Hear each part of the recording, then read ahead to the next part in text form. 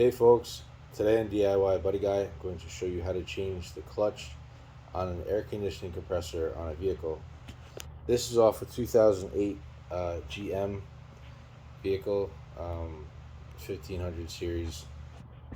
The size is, they use this pump quite frequently on a lot of different vehicles, but let me show you the components of the clutch.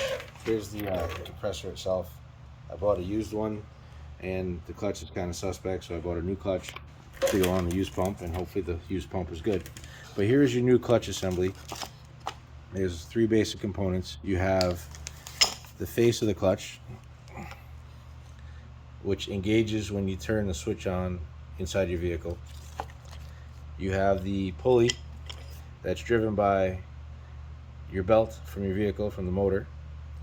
And then you have the electromagnetic coil. And basically how this works is when you're in your vehicle and you turn on the AC, it energizes this coil, which rides underneath this pulley, which is being driven by the motor. And when the coil underneath is energized, it creates a magnetic field that draws the face of the clutch, which is bolted to the front of the compressor. I'll show you that in a second. It draws it into the clutch, the face of the pulley that is being driven by the motor, and then it spins the clutch. There's a way to test these.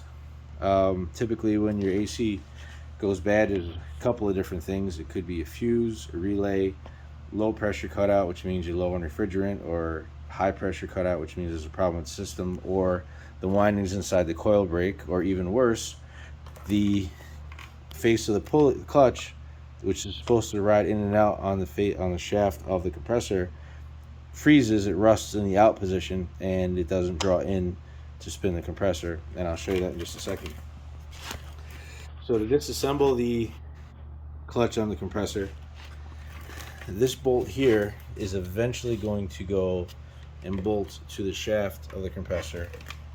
There's the old one, but you'll see that this bolt is smaller than the hole that it passes through, and the reason being, so this bolt will fall right through the face of the clutch, just the grip, not the head of the bolt. The reason being is so you can thread another bigger bolt in to the face of the clutch, and it pushes against the top portion of the compressor shaft and acts as a puller, and when you put the bigger bolt through the threaded portion of the clutch face, it'll push the face of the clutch off of the compressor shaft. The next portion, the pulley that has a bearing, rides on the nose of the compressor, as you can see right there. Okay, that's held on by a snap ring or a retaining clip. So you get yourself some snap ring pliers, and here's the two different size snap rings in the new kit. I'll show you how to put that on in just a second, but the smaller one is what goes over here and holds this pulley to the face of the compressor. So once you remove the snap ring, you then need your gear puller and attach it to the face of your pulley.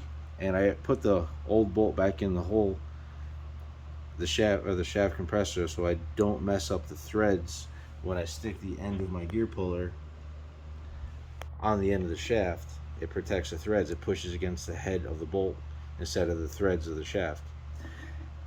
So once you remove the snap ring, you put your gear puller on, pull the pulley off, and then all that's left is now the coil. And there's another snap ring in there. I have some snap ring pliers. You reach down and you open that clip, and then you're able to remove your coil. But out of curiosity, I want to test this coil. I'm going to show you how to do that. Basically all it is you have two pins in your plug. Wire goes in, wraps around however many thousands of times, and comes back out, and it's one continuous loop of wire essentially. So if you take your multimeter and you set it to continuity, ohms, see the little ohm symbol there, when you touch your leads together, the meter demonstrates that there's continuity from one lead to the next.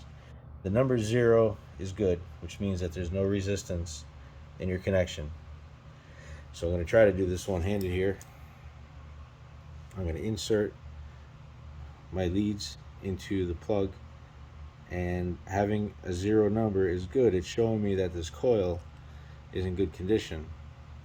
So chances are what happened, because everything else looks pretty decent, is that the face of this clutch kind of rusted and corroded and stuff. It's supposed to slide just a little bit, slide down just a little bit on the shaft of the compressor right here to make contact with the face of the pulley, and it wasn't engaging. So I'm going to get that all cleaned up and greased up, and then I'll show you how to reassemble it.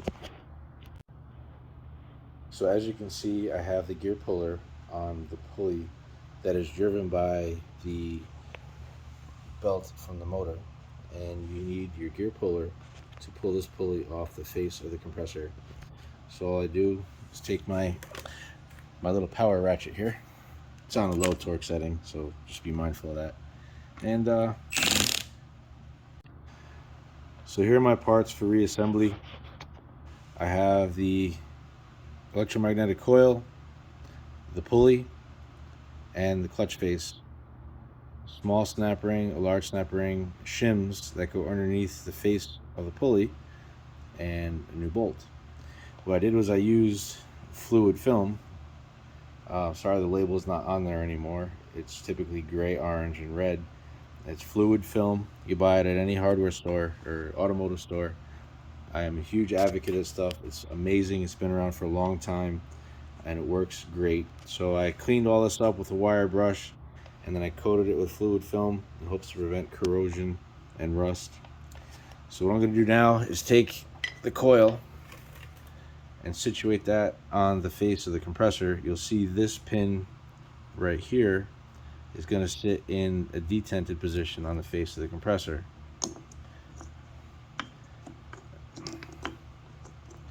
And that's how you know you're in the right position. And what that does, it helps you line up your wiring harness to the retaining clip.